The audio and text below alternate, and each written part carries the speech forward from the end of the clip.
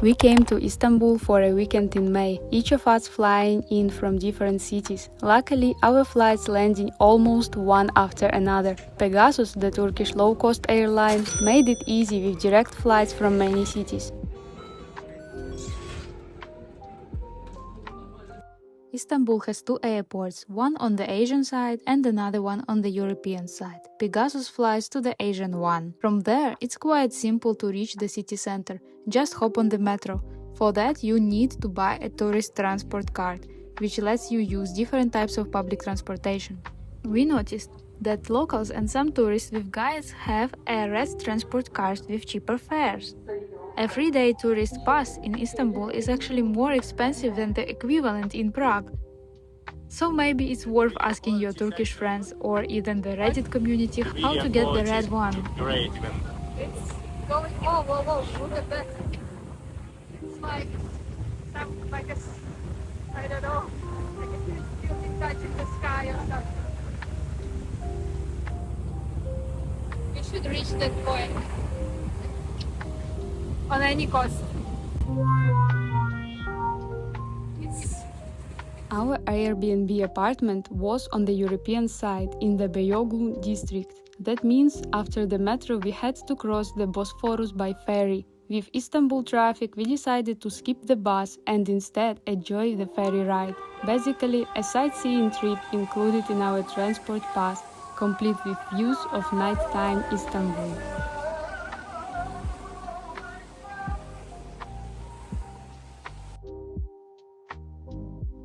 The suburb up.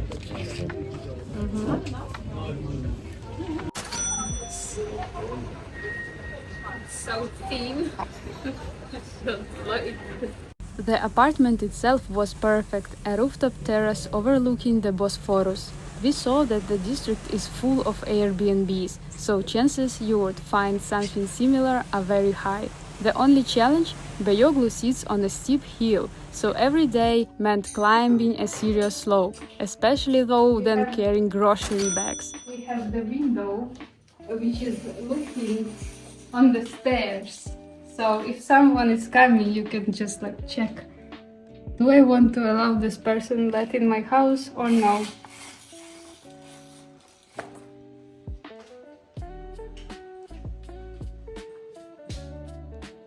Why do you think we have two bedrooms? We have an umbrella for us. Cool. What, do we have two bedrooms? Oh really? I thought we had a bedroom upstairs and then a terrace, but yeah, I think it's only the terrace which is upstairs. And And it's pillows are in a case because of the rain. and everything is wet. But we can spy on our The view neighbors. is great. I want to order food delivery. The next day, we set off exploring. We started near the bridge, hoping on the public transport like locals.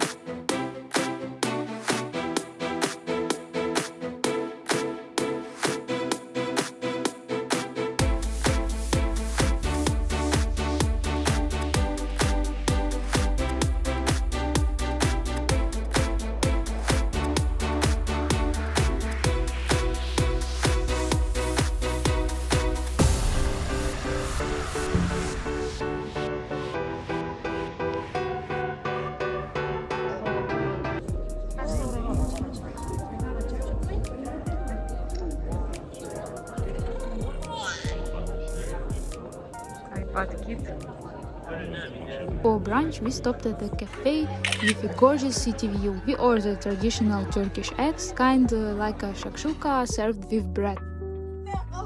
Disappointment. Yeah. It doesn't even look like on the pictures. Just borscht. Yeah, it's from here it looks huge. Okay, yeah, it does. but I- in comparison with this small cup, it's just tiny. Just I don't know. Yeah. I have a small hand. Another option was the full Turkish breakfast, but we found it a little bit overpriced. I imagined Turkey as a place of endless little dishes in the morning, but it turned out to be rather a pricey experience. Trendy place. Trendy place. Pistachio. Very European.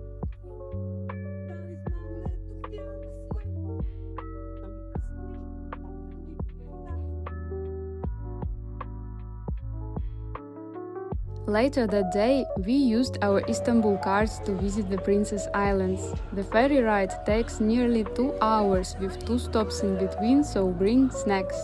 There is a bar on board, but I wouldn't rely on it. May weather was windy, but we sat outside to feel the sea breeze.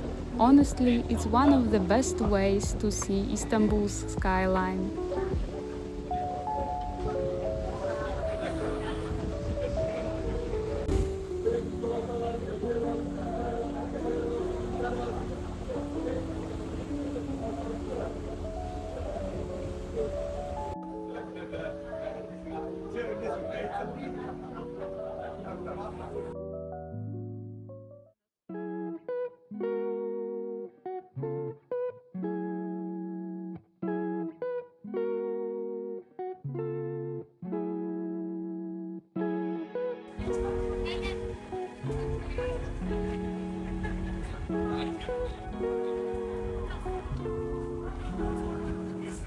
I was a bit worried about scams in Istanbul, but the only scam I encountered was on this ferry while buying tea. One cup cost 13 lira, I gave 50 and somehow ended up with 4 cups instead of 1. Maybe I just didn't explain myself well enough?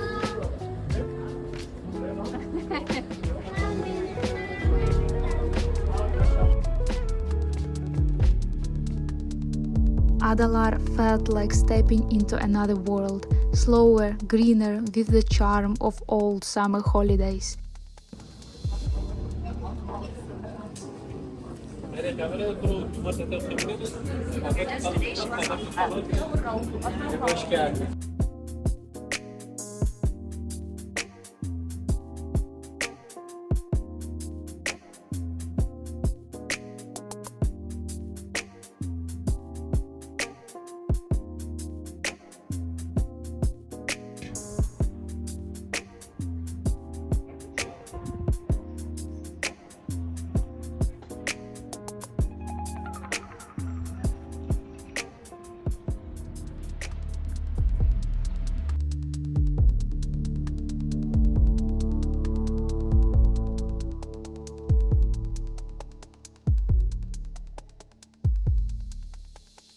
We found a small kebab place outside the center just before it closed, and the owner kindly offered us free tea, a nice touch since our thermos was already empty.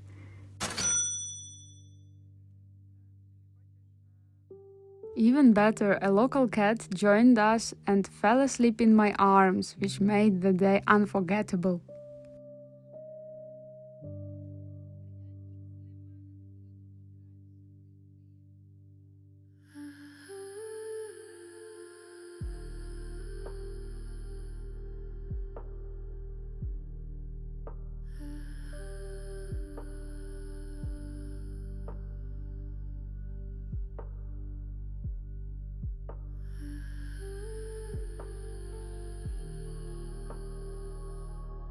Getting back required some improvisation. We missed our ferry, so we had to head to a different port.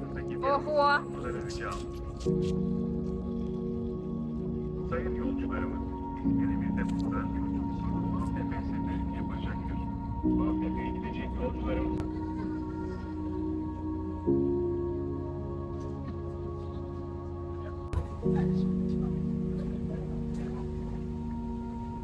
That evening, we also did our first big grocery shopping. In the historic center, large supermarkets are rare, no space and strict permits, just like in Europe. Surprisingly, the bill was higher than we used to see in Prague, and it made us wonder how locals manage their daily lives here. On our way to the palace, we spotted parrots, not native to Turkey, but introduced via cargo ships around southern Europe.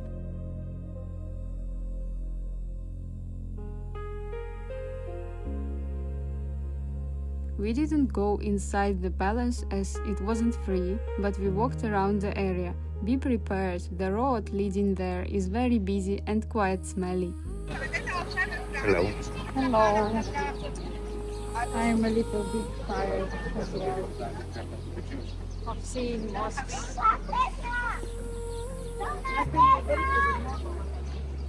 Too much. Too many mosques to see.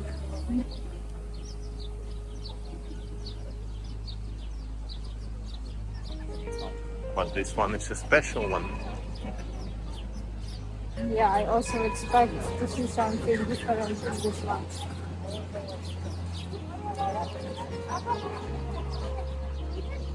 It's like a city mosque.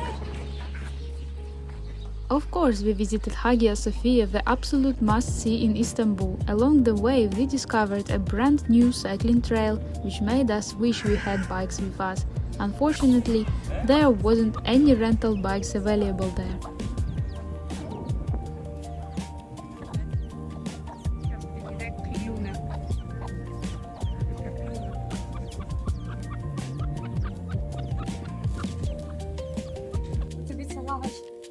What a view!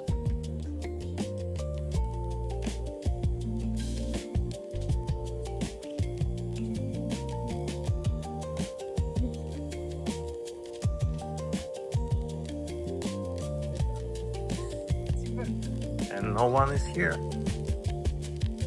And over there is a palace.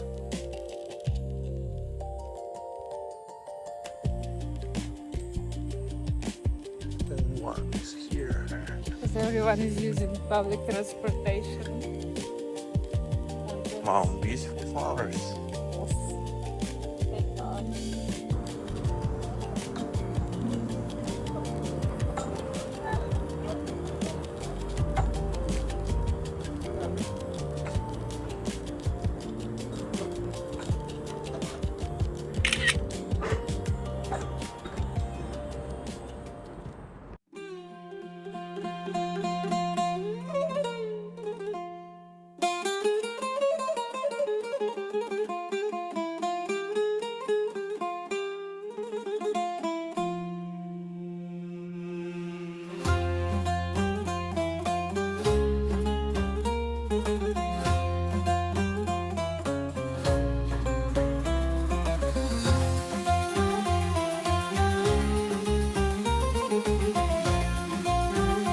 We also tried two unique models of transport, the Tünel, one of the oldest underground railways in the world, and the cable car.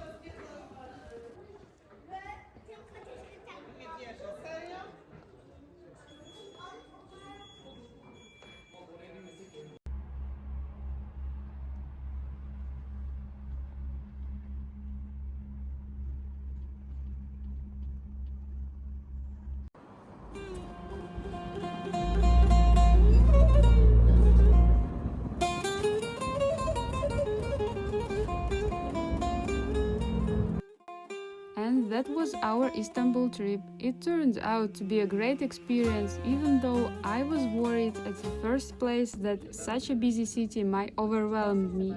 In the end, Istanbul gave us the right mix of house, busy and calm. Emniyetiniz için beklenmeyen bir türbülansa karşı kemerlerinizi oturduğunuz sürece bağlı bulundurunuz.